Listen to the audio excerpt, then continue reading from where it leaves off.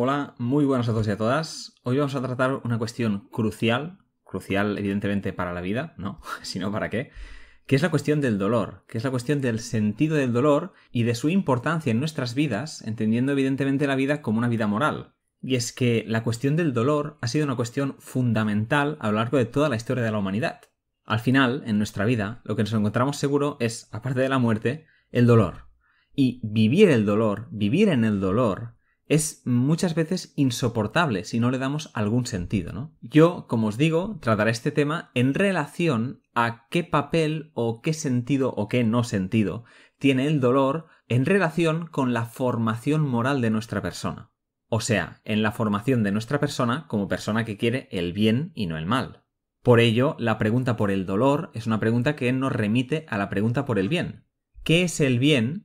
Es una cosa que hemos intentado tratar en este canal a lo largo de muchísimos vídeos y a lo largo de varios años, y no puedo reproducir aquí todo lo que hemos ido diciendo. Cabe decir, antes de empezar igualmente, que yo en este vídeo no pretendo agotar todo lo que quiere decir el dolor, todo lo que podemos decir del dolor, porque esto sería un delirio de grandeza espectacular, ¿vale? Y no estoy tan loco. Pero lo que sí que espero es poder dar alguna clave muy importante realmente, de la relación del dolor con la vida moral. Una primera aproximación que podríamos hacer de ello es la aproximación de Miguel García Baró, que es una posición respecto a lo que es el dolor y el mal que me parece muy sugerente y acertada. Según Baró, siguiendo la filosofía platónica, el mal es el contrario del bien.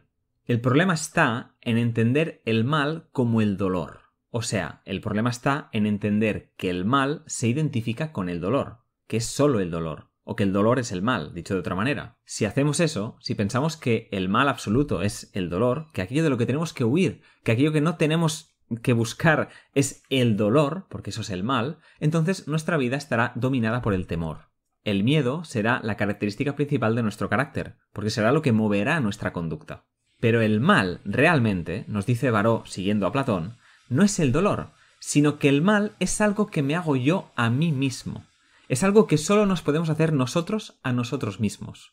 Ante el dolor inevitable de la vida, ante abusos de todo tipo por parte de personas, se pone a prueba nuestra libertad, nuestra capacidad por actuar de forma activa y no como una reacción a ese dolor que sufrimos. Ser vengativo, ser un resentido, ser un cobarde, todo ello serían formas de hacernos daño a nosotros mismos, a nuestra interioridad más íntima, porque ante el dolor hemos decidido, al final, rendirnos y sucumbirnos a él. En el dolor, en la experiencia del dolor, nos pervertimos en esta situación. Si nos rendimos ante él, huimos de él y no lo asumimos, entonces sí nos pervertimos en el dolor. Entonces sí nos hacemos nosotros daños a nosotros mismos. Porque ante el abusador que, en el fondo, lo que quiere no es solo hacernos daño de dolor, sino lo que quiere es pervertir nuestro espíritu, que nos hundamos en el mal. Pues ante ello nosotros tenemos que oponer la resistencia, ¿no? Pero, siguiendo a Baró, si yo me rindo ante el dolor, lo que estoy haciendo es participar del mal, porque mi respuesta será responder al dolor con dolor.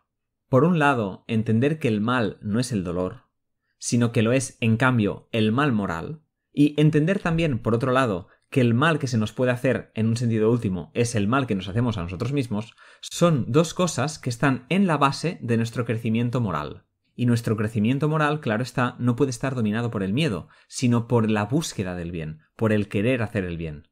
También, Simone Weil defiende una posición que nosotros aquí defenderemos también. Para ella, lo que nos lleva a hacer el mal es no ser capaces de mantener el vacío de nuestro interior. Vacío del que participa el dolor que sufrimos y los abusos que sufrimos. Todo ello, todo ese dolor, acrecienta, ¿no? Hace más grande ese vacío de nuestro interior. Pues nos dice Weil que solo aguantando ese vacío, solo aguantándolo, sin imaginar compensativamente, ¿no? Como compensaciones, cómo llenar ese vacío, permite llegar a la verdadera virtud que es vivir en la fe, vivir en el amor, la gracia divina, que se caracteriza por actuar sin esperar nada a cambio más allá de ese actuar mismo. Actuar por el bien supremo es actuar por aquel bien y no lo subordinamos a otra cosa, no buscamos compensaciones.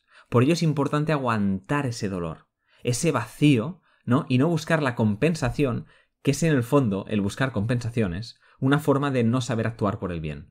Así, un poco cristianamente, el dolor, en Simone Weil, es una potencialidad purgadora.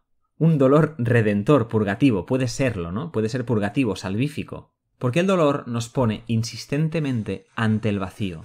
Amplía el vacío. Una de las mentiras que nos hacemos con la imaginación, porque el dolor es tan insoportable, el dolor es tan presente, tan real, que todas esas mentiras o se hacen mucho más grandes y ya llegamos al delirio, o caen, ¿no? Caen y nos vemos delante del vacío y el querer o no sostenerlo. Si somos capaces de acoger ese vacío tan desgarrador dentro nuestro, si realmente somos capaces de aguantarlo, si realmente somos capaces de acogerlo, entonces y solo entonces nos centraremos en lo que realmente importa y podremos recibir, en suma, la gracia divina de aprender a amar, de vivir sin buscar compensaciones a cambio. Bien, podríamos ya dejar aquí el vídeo porque ante estos dos maestros lo que nos queda es aprender de ellos, ¿no? Escuchar. Igualmente, si me permitís y os quedáis, voy a intentar seguir desarrollando la cuestión del dolor en relación con lo que hemos ido defendiendo en este canal. Hemos visto en este canal, sobre todo en los vídeos de experiencias amorosas, de experiencias de aprender a amar, que eran vídeos relatados por personas reales, ¿no? De cómo habían aprendido a amar, que practicar el amor, el de verdad, no desde el egoísmo, evidentemente, no desde los deseos egoístas, implica un mayor grado de conciencia. Un mayor grado, si queréis, de conciencia con uno mismo, de autoconciencia. Las personas que nos narraron su experiencia coincidían en que la disociación, con uno mismo, claro, es un estado que te separa del amor. Es un estado que les separó de la capacidad de amar. Si os fijáis, el estar presente, el ser transparente a uno mismo, el vivir conscientemente, que es una de las implicaciones clave de vivir en la fe, requiere de integrar todas las partes de nuestro yo.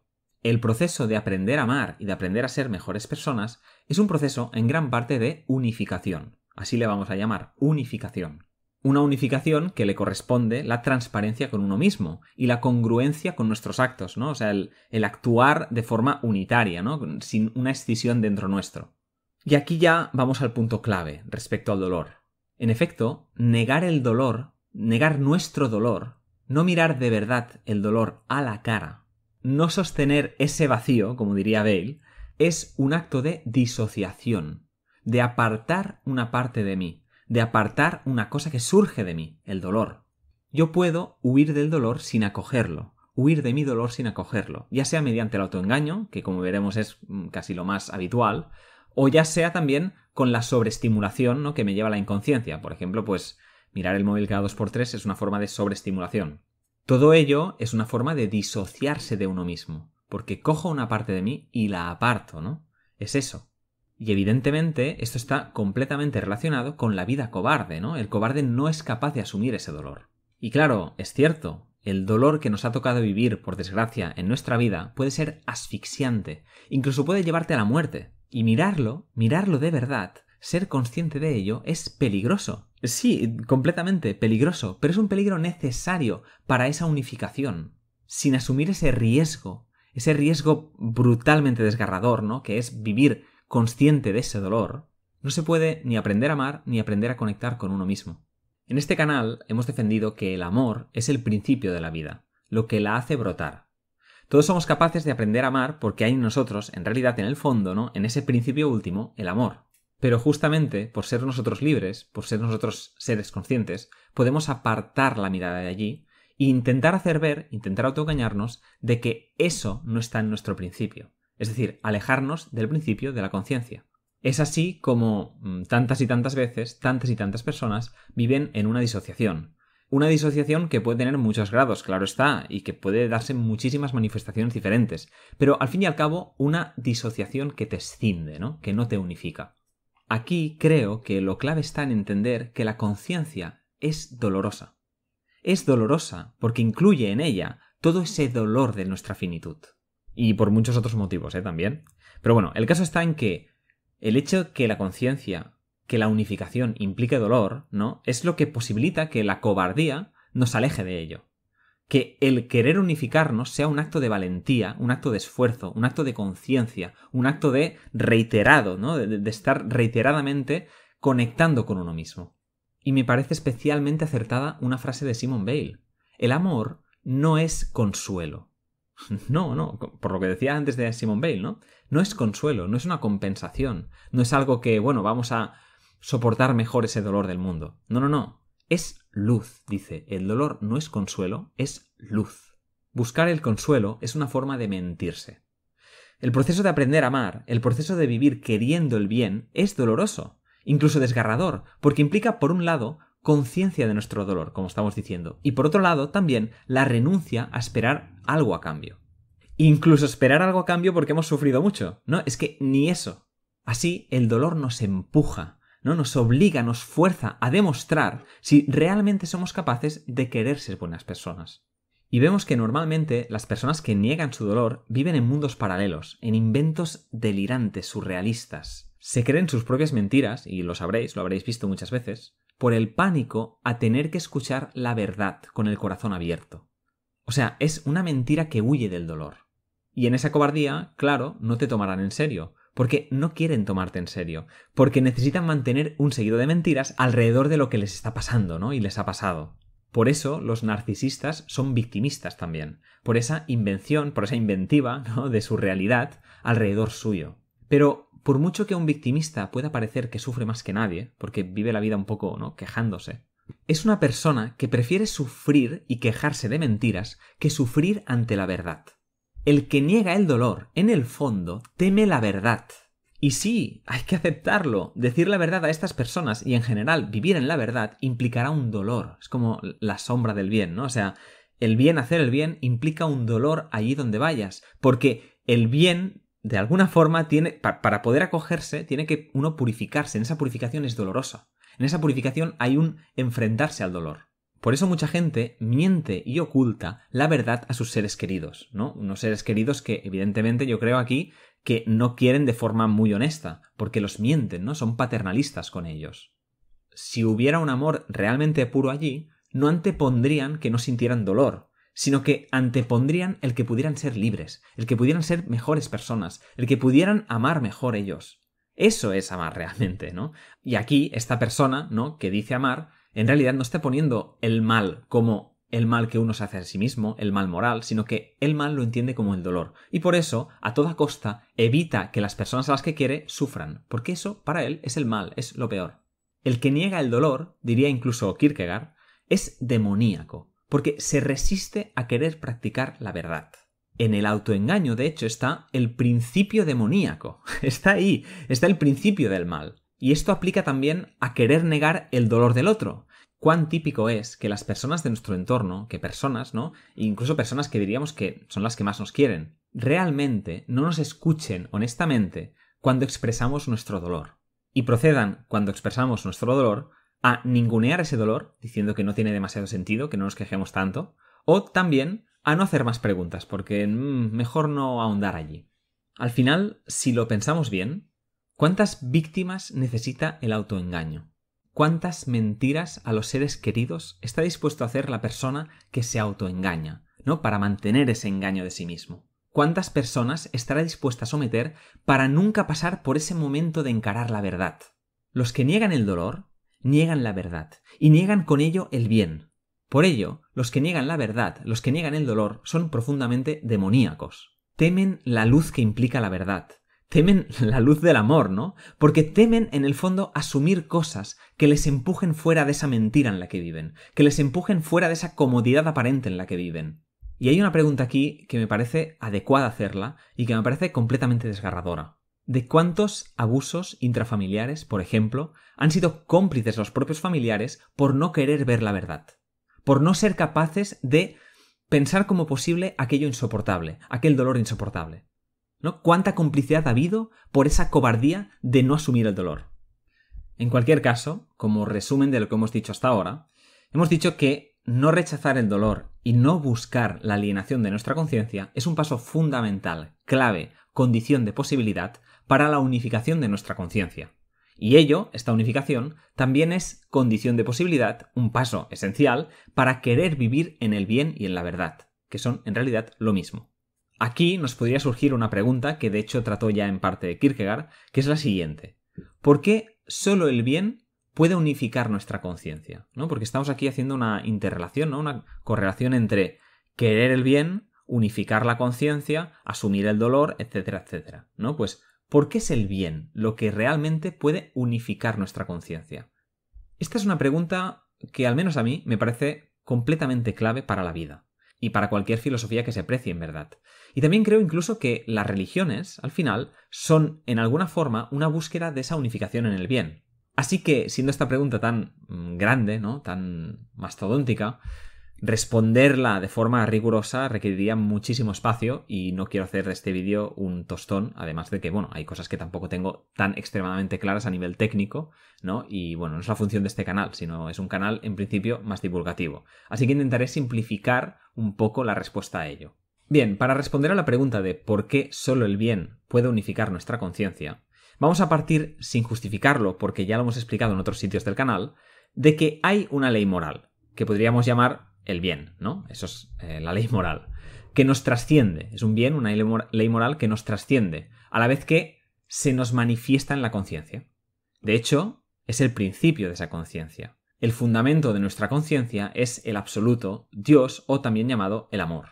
Así, dicho de forma breve y simple, la fe en este bien, ¿no?, la fe en el bien, en el amor, es la única conciencia unificadora, porque es lo que nos conecta con aquello que posibilita nuestra conciencia. Y hay que entender que la conciencia está escindida, no está unificada de por sí. El bien, el amor absoluto, en cuanto existe ese principio, se despliega en la multiplicidad de las conciencias. Incluso, también podríamos decir, que se despliega en la multiplicidad de nuestra conciencia. Esto, justamente esto, es la libertad. El tener la posibilidad y a la vez la exigencia de unificar lo escindido. La posibilidad y la exigencia de que el amor reine en la tierra y en nuestro corazón. Y eso, justamente eso, esa tarea infinita, es la unificación. La unificación de aprender a amar, la unificación de querer vivir en el bien, que es justamente ese aprender a amar, el movimiento libre, el movimiento que nos hace libres, recordad, solo la verdad nos hará libres, pues eso, el movimiento que nos hará libres a través de realizar el bien y aproximarnos al bien absoluto. Esto es el querer una sola cosa, esto es el querer el bien. Y claro, querer realmente el bien, querer profundamente el bien, queriendo una sola cosa, como diría Kierkegaard, es al final estar dispuesto a hacerlo todo y sufrirlo todo por el bien. Aquí me podríais decir que esto de querer una sola cosa también lo podríamos aplicar, por ejemplo, a un deportista de élite que está obsesionado con conseguir, pues yo qué sé, una copa de lo que sea o ser directamente el mejor deportista de su especialidad del mundo, ¿no? Esto también podría ser querer una sola cosa, porque de hecho pone toda la disciplina, ¿no?, en su cuerpo, en sus inclinaciones, en sus deseos, en su comportamiento, ¿no?, en su carácter, para conseguir esa cosa. Unifica, ¿no?, toda su vida a través de ese objetivo. Me podrías decir eso, por ejemplo, ¿no? Y eso, en principio, por lo que dices tú, no es el bien. Y sí, yo os contestaré que efectivamente querer eso no es querer el bien. Hacer esto, creo, ¿no?, el unificar, entre comillas, unificar, a través de un objetivo que no parece ser este bien del que hablamos, el amor, considero que más que una unificación de la conciencia, es un fortalecimiento realmente fuerte, ¿no?, valga la redundancia, del autoengaño. El deportista de élite del que estamos hablando pone todos los esfuerzos de su libertad no en el bien y el amor, sino en un espejismo, en una ficción como lo es el querer ser, pues, el mejor deportista del mundo de la historia. De hecho, creo que muchos de estos deportistas, en ese engaño, necesitan pensar que sí están haciendo algo por el mundo. Pero claro está que estas explicaciones, bueno, tienen las patas muy cortas, ¿no? Son un poco cutres a veces. Pueden llegar a creer, por ejemplo, que ganando un torneo de lo que sea, están haciendo un bien a ese deporte, ¿no?, en tanto que dan un show, no sé. O también que están haciendo un bien a su país porque están jugando con la selección. A mí defender eso me parece un poco delirante, la verdad. Me parece haber perdido realmente la noción de lo que es el bien. Sí que podemos llamarle un bien, ¿no? Da alegría a los seguidores, a los aficionados de, yo qué sé, de ese equipo de fútbol. Pero ese bien es terrenal. Es terrenal. No tiene relación con el bien supremo. No tiene relación con el amor. Las personas que se alejan del bien necesitan crearse otros dioses que den sentido a su vida y a su dolor. Y ahí está el punto. En principio, un deportista de élite lo querrá sufrir todo por ese dios, ¿no?, que ha creado, por ese objetivo de ser el mejor deportista del mundo. Pero perdonadme si soy tan bruto, me parece que esto es un poco delirante. Podríamos preguntarnos, por ejemplo, si el deportista estaría dispuesto a sacrificar, por ejemplo, su brazo por el bien. Si fuera, por ejemplo, pues, bueno, en cualquier deporte que te saquen el brazo, pues no parece ser muy compatible en que seas el mejor de la historia, ¿vale? Pero imaginemos un tenista mismo, ¿no? Pues, evidentemente, no estaría dispuesto. Si realmente solo quiere ese objetivo, si realmente solo quiere eso, no estaría dispuesto a perder un brazo. ¿Por qué? Porque es incompatible con ese bien que se ha creado. Por tanto, podemos decir, el deportista de élite no está dispuesto a sufrirlo todo por el bien. Y aquí, justamente aquí, ya tenemos una escisión. Así, con este ejemplo, creo, podemos ver cómo la coherencia interna que conlleva la transparencia y unidad de querer una sola cosa, de querer el bien, no puede crearse de la nada con un objetivo que nosotros, en tanto que individuos individualmente, nos pongamos de forma absoluta, ¿no? Sin hacer relación a ese bien que nos trasciende y del que participamos. Y aquí, en el ejemplo, este bien creado, ¿no?, por el individuo sería el querer ser el mejor futbolista o el mejor tenista o el mejor lo que sea del mundo. Creer que puedes crear un bien supremo del que toda tu conciencia participará y se unificará y a través de él se unificará es soberbia. En realidad, para abrazar la coherencia interna, para llegar a esa coherencia unificadora, debemos abrazarnos a algo que ya tenemos dentro nuestro, a un bien, a el amor absoluto, ¿no?, que nos trasciende y del que nuestra conciencia participa. Esto es, el bien infinito, el amor infinito. Y abrazarse a este absoluto, a este amor infinito, solo puede hacerse, por cierto, mediante la humildad. La humildad que implica que no soy yo el que crea absolutamente el bien en la vida. No, ni de mi vida, ni de su vida, ni de la de nadie. Del bien absoluto, yo puedo participar, mediante esa unificación que es el amor, mediante la unificación del amor, pero nunca puedo crearlo. Esto es un delirio individualista. Bien, para ir acabando y volviendo al punto principal, decimos que quien nega el dolor, en realidad, no quiere profundamente el bien, porque no está dispuesto a sufrirlo todo por el bien, porque ese dolor, ¿no? Ese dolor no está dispuesto a sufrirlo para llegar al amor. O al menos, si queréis, esta persona se cree que puede llegar a profundizar en el bien y el amor de forma un poco, vamos a decir, poco radical, ¿no? Sin profundizar profundamente, valga la redundancia, en su interior, que es de donde nace este amor. Cree que ese dolor que le ha tocado vivir, por desgracia, evidentemente, o sea, yo no estoy reivindicando aquí que tenemos que sufrir, ¿no?, que viva alegría por sufrir, no, pero ese dolor que le ha tocado sufrir, por desgracia, tiene que encararse. Y esta persona cree que echando ese dolor, es decir, no siendo consciente de que ese dolor forma parte de él, puede igualmente nacer en él el amor, como si fuera un árbol roído, seco, y que igualmente quiere sacar los mejores frutos. El bien moral, que es el bien de verdad, solo puede ser consciente y requiere de que nosotros realmente queramos amar y queramos hacer el bien, sin disociación. En un acto pleno, unificado de tu voluntad, tu ser dice sí, pero todo tu ser dice sí. Y para que todo tu ser diga sí en ese acto tan consciente, tan transparente, tan pleno, pues para que pueda decir ese sí tan bestia, todo tu ser tiene que autorreconocerse. Y para ello, el dolor no tiene que haber sido rechazado. Al contrario, no engañarnos sobre nuestro dolor es condición de posibilidad de que el dolor no nos limite la voluntad. Y sí, es muy paradójico, pero muy paradójico. Porque del reconocimiento y asunción de mi dolor, de no buscarle compensaciones ni consuelos, de no autoengañarme, nace, justo allí nace, la posibilidad de superar ese dolor. Porque nace la posibilidad de integrar ese dolor en mí y que ese dolor no sea la carga que me impide unificarme, la carga que me impide avanzar y ser libre. Puedo integrar ese dolor, e integrando ese dolor hago posible que, en mi amar y en mi actuar, yo esté completamente conmigo mismo. Y de verdad, lo digo como aprendiz, y humildemente en verdad aquí, pero esta experiencia es brutal, es increíble, es la real bienaventuranza. Cuando desde la unidad, la voluntad lo mueve todo al unísono, cosa que solo se consigue mediante esa fe en que el único sentido de la vida es el bien, cuando se llega a esa plenitud unitaria, allí, ahí se encuentra la bienaventuranza. Y cuanta más conciencia en mi vida, más claro veo que negar el dolor es negar mi vida. Y en cambio, una paradoja aún más grande, unificar el dolor de mi vida puede ser incluso alegría. La alegría de vivir, porque nace en mí justamente la capacidad, la potencia de amar. ¿Y qué es sino querer vivir, tener alegría de vivir, que tener ganas de amar? ¿Qué es sino eso? Bueno, gracias por escucharme y no quería acabar este vídeo sin la frase otra vez de Simone Weil. El amor no es consuelo, es luz. Nos vemos.